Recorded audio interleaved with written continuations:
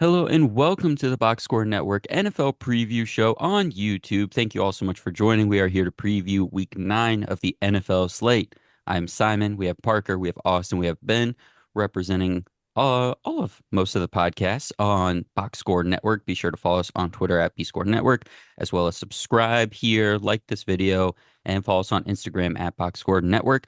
We're going to jump right into our game of the week. The Detroit Lions are at the Green Bay Packers. Detroit is favored by 2.5 in this one. Just a quick caveat. Jordan Love, quarterback for the Green Bay Packers, is dealing with a groin injury that knocked him out of the game last week early, where Malik Willis subbed in and finished that one out. Jordan Love is expected to play in this one. He had limited participation in practice all week long, but Ian Rapoport and Adam Schefter are saying that he is expected to go, expected to start the game, and we'll see where things are. So we're just going to talk about this game as if Jordan Love is playing the game. He's playing the full game. We know he's not at full health, but let's call it 80%, 75% health. We're assuming health for Jordan Love in this one. Obviously, if he ends up not playing, getting knocked out early, that changes things. But for the point of this conversation, we're just assuming Jordan Love is mostly healthy and playing. So Ben, kick us off here. What are you looking for in our game of the week? It's my official most funnest game of the week, so it lined right up with game of the week.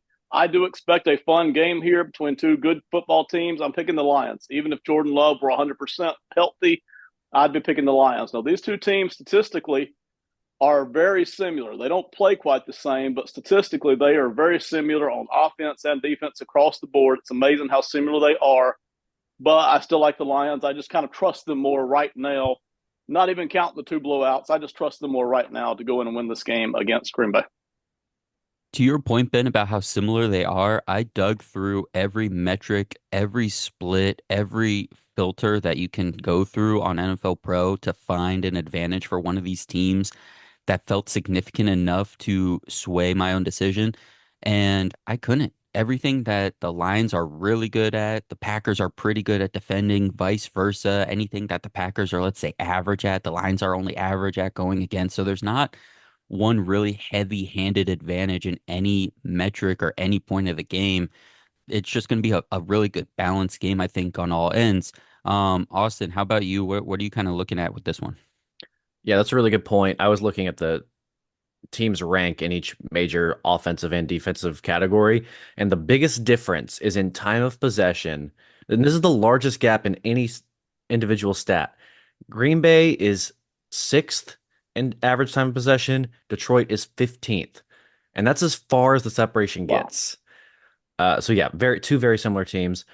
I think Green Bay actually matches up pretty well because of how good they are at running the football. If they can jump out to an early lead, they can run the football as well as anybody and run it out. But the Lions are really good in the first half. I expect the Lions to get out early. So that's why I'm picking to win, but I wouldn't be shocked if the Packers can get a lead, they might be able to hang on. Parker, what are you looking for? So this is the only thing, and I agree with everything you guys are saying. Like matchups very even. You guys have kind of hit all those points. So one thing that leans me Lions way. I mean, dude, they're averaging like 43 points a game the last 4 weeks. Like this offense is just putting up and I know Green Bay's defense is good and I have faith that they'll do a decent job. But if the Lions put up 10 points less than their average, that's still 33 points. That's a lot of points. And what they're averaging so far. So my main thing is that, they've scored 170 something points in the last 4 weeks. And that is what I'm looking at going forward. I think the Lions, at least put up 24 against this Packers defense. So if Jordan Loves plays, he still has his work cut out for him. One key for me that I'm looking for in this one is what the Lions can do from a pressure standpoint. They're seventh in blitz rate in the NFL, but just 22nd in QB pressure rate. So they're not getting to the quarterback, even though they're sending blitzes at a pretty high rate. Um, and Jordan Love statistically is really bad when he gets blitzed. Uh, because that leads to pressures for him in a lot of cases. But that's mostly coming from two games. That's coming from the Vikings game in week 4 and the Rams game in week 5. So his first two games coming back with the knee injury, obviously starting off against the Vikings and then the Vikings showing that formula. You look at his EPA in those games, it's way, way down. It's like last in the league just in those two games, and that really brings down his average. So if you take those out and you factor in the point that unless he's getting truly pressured at a high rate, he's fine this year, even when he's getting blitz, as long as he's not getting hands on him and getting a lot of tight spaces in the pocket. So if the Lions can convert some of these blitzes into actual pressures, then maybe we're talking about something where the Packers are at a disadvantage. But otherwise, yeah, I think this is gonna be a shootout. So let's go around real quick and just say, what, double check our picks here. So Ben, who are you going with in this one? Yeah, I've got the Lions in a fairly high scoring matchup. Austin, Lions. Parker. Lions. I think that makes it a clean sweep, if I'm not It mistaken. sure does. Yeah, the last thing I'll say on this one is that the Lions are second in the league at forcing turnovers. Um, the Packers are first in the league at forcing turnovers, but the Lions are fifth in turnovers lost, so the fifth best team in not turning the ball over, and the Packers are 24th. So it's going to be a high scoring game, like Ben said. It's going to be back and forth, and there might just be one or two Jordan Love interceptions that give the Lions that advantage in a high scoring game. So, as Parker said, clean sweep. You saw Ben hold up the four. That takes us to our analysis of our picks from the last several weeks. Four horsemen. When we're all in agreement, we are 40 and 17, fellas. So Hmm. 70% hit rate when we all are in agreement. So that bodes well. Our individual picks, Austin continues to do really well in that, despite some extracurriculars. But Ben is at the top, technically from a percentage standpoint, 3 and 2, 60% hit rate, but Austin's 8 and 8, 50%. Our best pairing though is those two guys, Austin and Ben. When Austin and Ben are on the same thing against me and Parker, they are 5 and 2. That's 71%. Our second best combo is Ben and Parker at 66%. They're 4 and 2. So let's go ahead and get into our picks, everybody. Our first game that we are going to talk about today is the Dolphins at the Bills. So the Dolphins had that first game back with Tua Tagovailoa last week. The Bills are obviously getting themselves back on track. We have this game at the Bills are favored by 6.5. Austin, let's start with you. What do you got? God, I hate that you put me on the spot first. Everything in my body is screaming, take the Dolphins. Uh, Mm. I mean, there was a get right game coming back from injury for Tua. The offense looked fine. The run game looked really good. There was a chance of rain in this game, which I think helps the Dolphins. The Dolphins are really good against the pass, and James Cooks looked good, but I mean, you're definitely more scared of a pass with the Bills. But it's just risky. But I'm gonna do it. I'm gonna take the Dolphins to upset the Bills. Ben. To me, Bills the better team. Bills at home. That's pretty much where it stops and starts. That Dolphins defense is still struggling a lot, so that bothers me. And then the Dolphins offense, while it looked fine against the Cardinals last week, this is a better Bills defense. So I feel like the Dolphins offense still has their work cut out to get back to what we kind of all think they can be. Bills. Parker. I'm going to agree with Ben here. So I agree with Ben. I'm going to take the Bills. Just better team playing at home. It just makes sense. I know it's a division matchup, but I'm leaning Bills here all day. Give me the Bills as well. They're kind of back. They're on a roll. The Dolphins working their way back, but it's going to be a much different test than the Cardinals, like Ben said. Broncos at Ravens. So this is going to be kind of an interesting one. Strength on some weaknesses in a couple areas, but the Ravens are favored by 9 at home. Ben, let's kick it to you first. What do you got in this one? So there's no way I'm picking the Ravens to lose at home. I just can't do that. But I do think this is a close, tight game. I figure the Broncos can stay around with that defense and with Sean Payton coaching and with the Broncos being able to run the football. So give me the Ravens winning a very, very tight game here, I think. Parker. Yeah, I'm going to take the Ravens as well. Bounce back here after a tough division loss last week. I think the Ravens at home, this is just one they have to win to still be considered like one of the best teams in the AFC. Austin. Hmm. Gosh, these both these first two games got me feeling some type of way. But I have to listen to my brain in this one and not my heart. I'm gonna take the Ravens, even though my heart is like, take the upset again.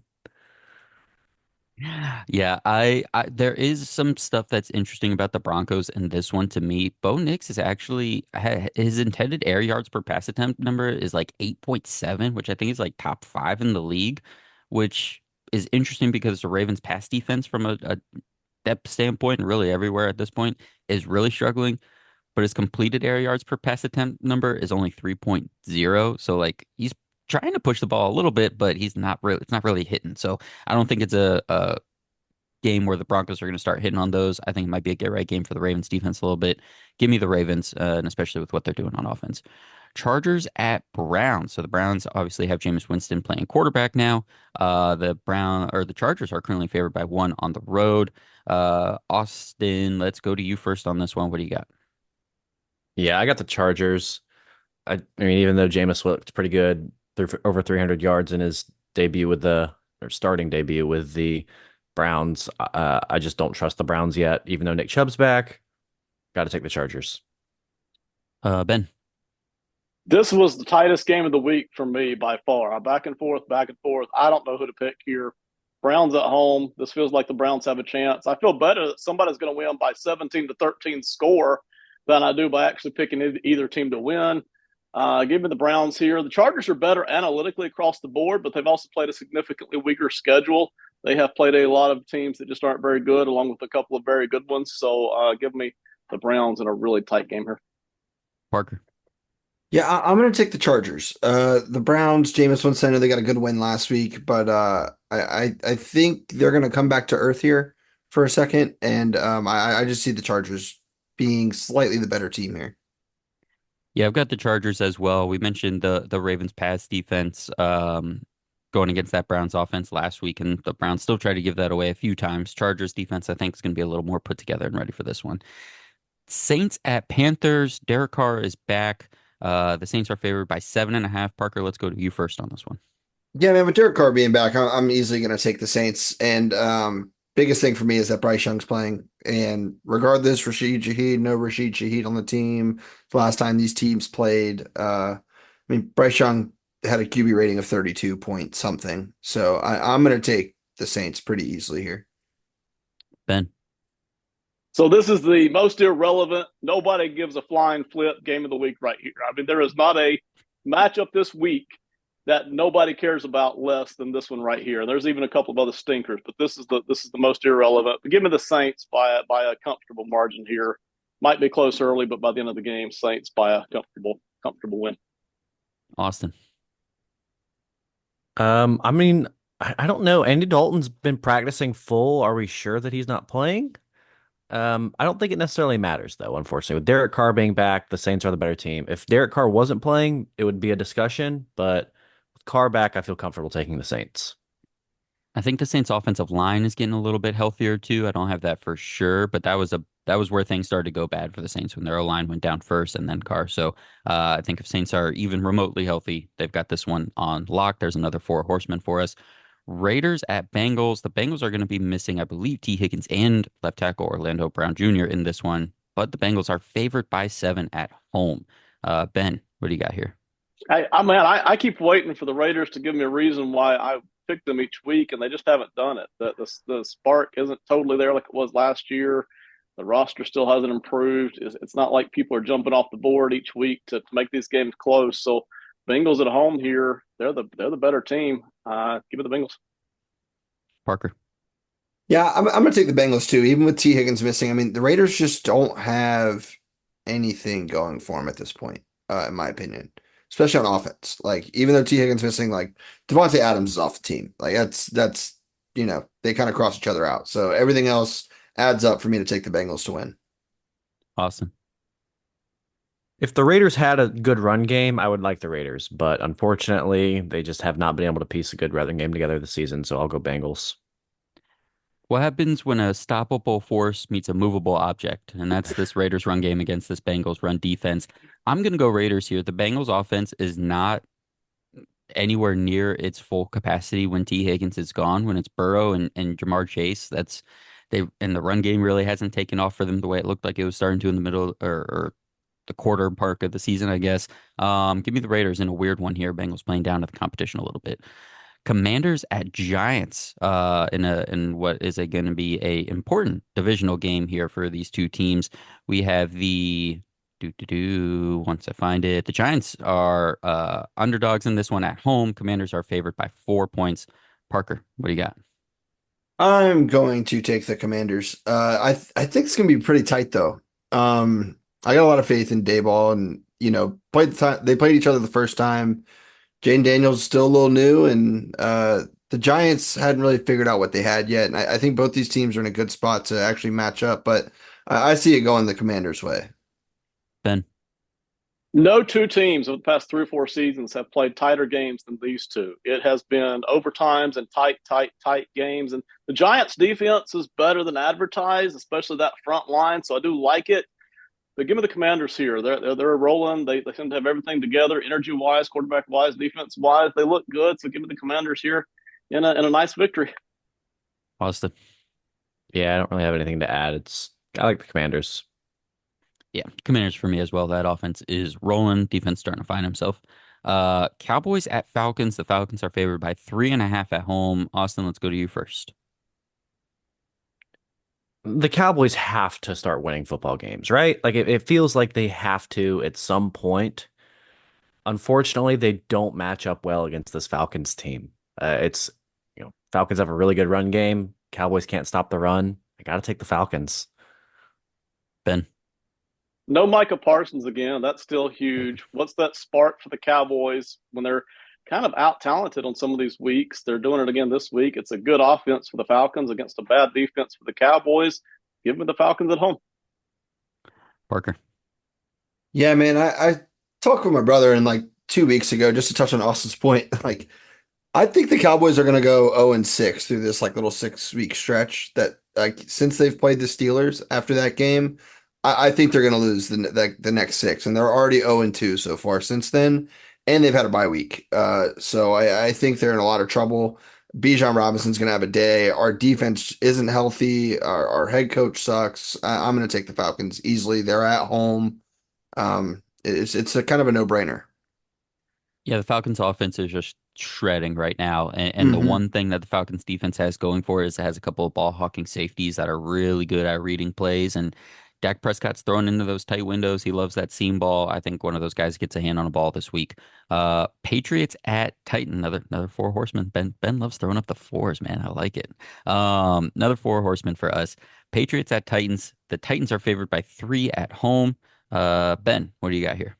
By the way, the Four Horsemen, I love them. You're going back to Ric Flair, Arn Anderson, and company back in the day. I'm old enough to have actually watched them. So, anyway, I'll go back to something Austin said earlier in this podcast. Everything in me wants to pick the Patriots. I mean, everything. My instant reflex was Patriots here. But when I dug into the game, the Titans are a little bit better analytically in almost every category. Not quite, but in almost every category. And the Titans are at home. So I got to pick the Titans here, head over heart. Austin. I'm all heart. You know me. Yeah, I'm going Pats, baby. We ride. Drake May, cleared concussion protocol. He's going to start. That was the deciding factor to me. It was all contingent on if May plays or not. So May's suiting up. I got the Pats. Parker. I'm going to take the Patriots too. I just think, I'm with Austin. I mean, Drake May was kind of the deciding factor. I said earlier in the week if Jacoby Brissett was going to play that I'd still take him. I kind of regretted it whenever I listened to my pod afterwards. So now that I know Drake May's playing, I'm fully comfortable with taking the Patriots in this one.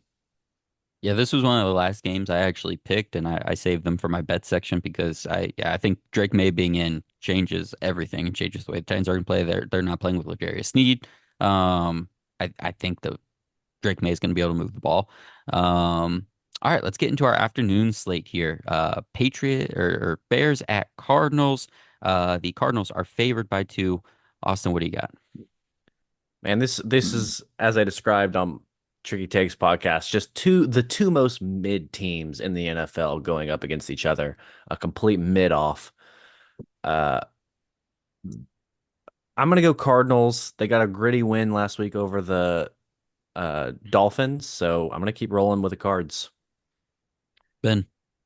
So you have the Cardinals, who are the better consistent offensive team, against the Bears, who are the better consistent defensive team. I'm hoping for a really great game here. I almost picked it as my most funnest, but both of these teams have done disappearing acts this year too, where you kind of think you got them figured out, and then all of a sudden they disappear. So give me the Cardinals in what I think will be a tight one. Parker. Yeah, I'm going to take the Cardinals too. Clean sweep here. I'm pretty sure. Oh, you haven't gone yet. I apologize. But Cardinals for me. I just think the Bears, like Caleb Williams hasn't been impressive enough, man. I'm really starting to think Jaden Daniels is for sure the QB1 in this draft class. And Caleb Williams has some work to do, so I'm going to take Kyler Murray and the Cardinals. Yeah, I think we could see a get right game for Caleb Williams specifically in this one, but that offensive structure is just too broken right now, and I don't think they're going to be able to keep up with what Arizona can do on offense, especially because Jaquan Brisker's out, safety for the Bears. Kyler Gordon, the nickel corner, he's questionable. Montez Sweat, defensive end, also questionable for this game. So the Bears, their strength is that defense, but it really is just that front line or first line unit, those first 11 guys. And after that, I think the Cardinals can really take advantage. Up next, we have the Jaguars at the Eagles. Both teams kind of having a resurgence right now. The Eagles are favored by 7.5. Parker, what do you got? I'm going to take the Eagles pretty easily here. I don't think the Sirianni problems are over, but this Jacksonville Jaguars team is just, I mean, it is hard to watch. I think the Eagles are just the better team, more well put together. The morale is much better in Philly at the moment, so I'm going to take the Eagles, and they're at home. Makes it even harder for Jacksonville. Austin, Yeah, I was beating the drum on Ben's show this week to get Sirianni off the struggle bus. The Eagles look good. I'm taking the Eagles. Ben. Stay tuned on a Sirianni hot seat, maybe by the end of the year or playoffs, But for now, the Eagles are on the upswing, not just morale wise and not just wins and losses 5-2, but statistically, you look across the board, they're up. They are consistently up in every dimension here, and Vegas is going to love them on the algos. I've got the Eagles winning by a country mile here. They're at home. Everything's up, like Parker said here. And then Jacksonville, everything's down. I mean, they've already kind of started trading off pieces here. So even though Jacksonville does play a lot of close games, give me the Eagles by a lot. Yeah, Jacksonville, the offense was starting to come together, but their offensive line, a couple guys went down last week during the game that I don't think anybody's, well, actually, Brandon Sheriff is questionable to play, so that stuff. Gabe Davis is questionable. Tank Bigsby is questionable. Brian Thomas Jr. is questionable. Christian Kirk, obviously, his season is done with a collarbone injury. Ezra Cleveland, starting offensive lineman, also is out, and they just traded Cam Robinson. So I'm a little worried about that aspect. We saw what the Eagles defense did, teeing off on a beat up Giants offensive line a couple weeks ago. And this Eagles offense is just going to shred what Jacksonville's doing on defense. Give me the Eagles as well. Our last game in the afternoon here, Rams at Seahawks. We have the Seahawks are home dogs. Rams are favored by 1.5. Parker, what do you got? I'm going to take the Seahawks. This was the toughest game to pick for me this week. Like this quite could have been like runner up for game of the week for me. In my head, I think it's a really close matchup. And this division is just insane. Everybody's 4-4 except for the Rams. They're 4-3 or 3-4. I'm sorry. Hmm. But I'm just going to take the Seahawks. I like the head coach they have now. I know McVay has Nakua and Cooper Kupp back. But I'm going to take the Seahawks to win this one. And we should say Puka is questionable. He banged Oh, his is knee he? a little I'm bit sorry. on Friday at practice. No, I think he'll probably end up playing. It's nothing structural. But he did leave practice a little early on Friday. Austin, what do you got here? I am going to go Rams on the assumption that Puka plays. I think that does make a difference, but he's looking like he's going to suit up. He's a tough guy, Puka is. I know he missed playing football while he was out, so he wants to be back. When he tried to jump over, was it Stephon Gilmore I think so, for yeah. no reason on a ball that was just like 8 feet away? I was just like, what are you doing, brother? Ben, what do you got? Well, I was listening to the Power Ranking show with Simon Short and Josh Limasan, and y'all were talking about the pitch count, quote unquote, that that Nakua was on. So I'm sure maybe this is just another McVay thing of, oh yeah, he's a little banged up, might not even play, and then he comes out and he's leaping over people again. Tight game. I agree with everybody. What everybody's putting out there. This should be a tight game. I'm going to pick the Seahawks here, even though I feel like the Rams are the better team. Both teams have been very injured, but both teams getting back healthy again. So they're both dangerous. But give me the Seahawks because I expect a much better effort out of them than what we saw last week against the Bills at home. Give me the Seahawks in a really tight one. No DK Metcalf again, so I think the Seahawks are coming in a little undermanned offensively as well. But I think and the Rams have momentum now, right? They have a little bit of juice back, a little bit of swagger back. The tiebreaker for me, though, is that Rams defensive line, those rookies, they're getting pressure out the wazoo, and that Seahawks offensive line is basically giving up the quickest pressure in the league for Geno Smith. So give me the Rams in this one. Sunday night football, we have the Colts and we have the Vikings. Austin? Guys, I'm not delusional. I realize my hex is worn off, so we're gonna switch it up. We're taking the Vikings to win from here on out until it doesn't work. Let's go Vikings. Should say the Vikings are favored by 5 at home. Parker, what do you got? Yeah, I'm gonna take the Vikings too. I think Austin's, seeing that he's 3 wins short of Ben in the season, like in the grand scheme of things, he's like, I gotta stop giving away these free points. I could really be in the lead here. So I'm gonna agree with Austin though. Vikings easy win. I'm not delusional either. It seems pretty simple. This is one of the easier ones of the week for me. Ben.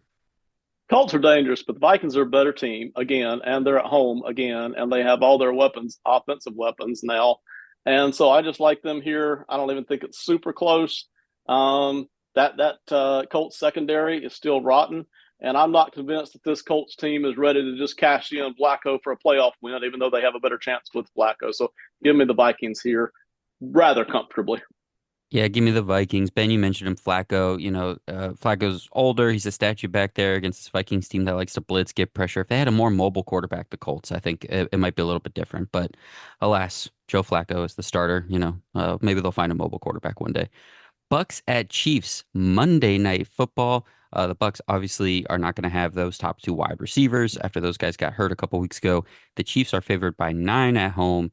Parker, what do you got? Yeah, I'm very easily just taking the Chiefs here. Until the Bucks get their weapons back on offense, especially when they're playing Kansas City, like this is just easily Kansas City. They're at home. There's no second easiest for me this week. These last 2 games have been the 2 easiest probably. Ben. Yeah, I'm in the same boat. Buccaneers are still a dangerous, legit team, even injured though they are, but not coming in here to Kansas City. Kansas City is just not losing right now. Kansas City's got a very good defense. Chris Jones up the middle is going to create a lot of problems for Baker Mayfield up the middle. And then where's he going to throw the football? It's going to be to the tight ends. I mean, it's just going to be short yardage stuff the most of the game. Tampa Bay may move the football a little bit. I think they're going to struggle to score. So Chiefs rather easily. Austin. Primetime Pat. He's like 80-20 in prime time in his career. You got to take Pat here. Yeah, I'm going with the Chiefs as well. All right, that rounds it out. So we should say Ben is in the lead with his picks at 75 and 39. Austin is second at 72 and 42. I am in third now at 67 and 47. It's a big week for me. And Parker is in fourth at 66 and 48. Parker does not care though, because he hit Parker's parlay last week. He is in the lead in our gambling section here. Parker is up 15.89 goats worth. He is at 115.89. Ben, Austin, and I are all within 2 goats of each other. Ben, I believe, is second at 94.34.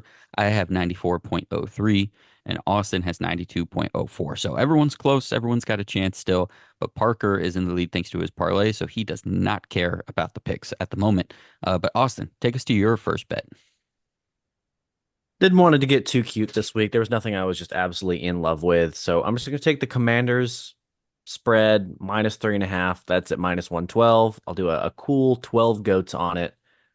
So that's my first bet. Ben, what do you got?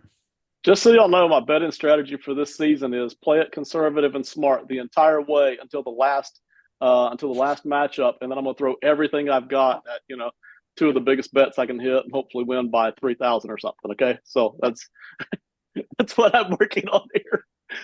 I mentioned the Eagles to cover already. They're at 7.5. I like them by a lot in this game. I really do. And listen, I know Jacksonville plays close games, but I just feel like the Eagles have this covered right here. So I've got 5 goats worth on the Eagles to cover at 7.5. All right, Parker, give us your first bet. What do you got? All right, we're gonna do the parlay here. Here we go. Coming off a win last week, as you've already said. I'm doing something a little different though. I noticed something before the pod. We are at a 70% win rate on our 4 horseman bets. So what I did this week, the parlay has just now come together. I had an 8-legger. Austin made it 9 when he took Minnesota. So I'm taking all of our 4 horseman bets to hit this week. Yeah. I'm putting 5 goats worth on it. So it's Washington, Baltimore, Atlanta, the Saints, the Lions, the Cardinals, Eagles, Vikings, Chiefs. We are all in on those teams. So Figured why not? No way better to come off a win on last week to this week. So that's at plus 2478. So it's five goats to win 128 goats. It's a long shot, but I thought it'd be a fun one to do considering we're doing pretty well as a foursome going into matchups. I love it. What a team player. Yeah. He had this time to be like, I'm in first. I know everything. I'm so much better than you guys. And here we are. We are just I love it. Now I hope we lose. All right. Well, Here's my first if one. I win, just look at it as y'all beat yourselves. Like I had hardly Yeah, anything I to do can't. with it. I can't have that. I do that enough on my own. I don't need you instigating it. Here's my first one. I'm going with Frankie Louvu to go over 0.25 sacks in this one, plus 195. They're going against the Giants. Louvu pretty is evenly split at playing from basically everywhere on the Commanders' front. He plays on the line as an edge rusher. He plays off the ball as an outside linebacker. He plays left side. He plays right side. He is their best pass rusher. He is their best get after the quarterback guy. They'll probably use him as a spy on Daniel Jones on some like read option type things I could see. And Luvu's athletic and he's sneaky strong and quick. I think get into the backfield. He has, I believe, 4 sacks on the season. So I'm going to put 10 goats down on him to get at least 0.25 sacks because the Giants are giving up sacks left and right. Dan Jones, one of the most sacked quarterbacks. Rotating door at left tackle without Andrew Thomas. So susceptible for sure to get taken behind the line of scrimmage. Austin, give us your first bet or your next bet. This is an any quarter square. So if you don't know what a square is you're taking the last digit for each team. So I picked the 3-3 square, which means it would hit if the score is 3-3, 13-13, 23-3, anything where the last digit is a 3 for each team. And that's going to be in the Titans versus Patriots game. So again, it hits if any quarter of the 4, not including overtime, if any quarter hits with a score where each team's last score is a 3. That happens if the quarter ends with that. Quarter ends with that, yes. Okay. And that's it plus 475, and I'm putting 5 on it. I like it. Ben, what do you got? All right, so this next one I'm not as comfortable with analytically, but it's my feel good pick. So Jaden Daniels, more than 250 passing yards. I mentioned the Giants and the Commanders typically play tight games and they typically are low scoring games, and the Giants defense is better than what they have been given credit for. But I still like Jaden Daniels. It's fun rooting for him, riding this wave of momentum. And there's a very good chance he does go over 250 passing yards. So I can catch it at plus 165. I'll put 5 goats worth for it. And it's a lot of fun rooting for Jaden Daniels to just keep doing what he's doing. Yeah, absolutely. Parker, what do you got? Alrighty, so this one's at plus 300. It's 3 running backs to combine for plus 300 rushing yards. So it's Derrick Henry, Bijan Robinson, and Aaron Jones to combine for more than 300 rushing yards. And I'm going to put 10 goats to win 30 goats on that one. You told us you were going to get wild starting this week, especially once you hit your parlay. Notice what I did. I've spent 15, so I'm back to where I'm even. I'm spending my profit this week, so I'm just having a little fun here. I like Playing it. playing with house money, house goats. I'm gonna house goats. I'm gonna end this on a simple note. Like I said, like Austin said, going with our hearts. I've got the Patriots money line as underdogs against the Titans, who are just one of the worst 3 football teams in the league right now. Plus 136 on the Patriots, just straight up winning. So I'm gonna put 10 goats on that as well. And that is our bets. That's everything. Does anybody have anything else before we wrap up? Yeah, my final thing is voting elections coming up on Tuesday. Go out and vote. I got all dressed up for it just for tonight. Listen, I don't care what you are, how you identify, man. Go out and vote. Our votes all count the same. So liberal, conservative, Democrat, Republican, gay, straight, man, woman, black, white, rich, poor, old, young. I don't care. Go out and, the votes all count the same. So go out and use that right. It's one of the many rights and privileges we have here in the States. So go use it and enjoy it, man. Love it, Ben. Thank you for that. Thank you for everybody for listening. Thank you to all the guys for being here tonight. Hope you all enjoy week 9 of your NFL action. Make sure you are subscribed to this channel. Make sure you like this video, comment. We'd love to hear your picks, some of your favorite bets. Make sure you're following on Twitter at BScore Network, Instagram at Box Score Network, and also following and listening to all of our shows on our audio podcast platforms as well. Thank you all so much. We will talk to you soon.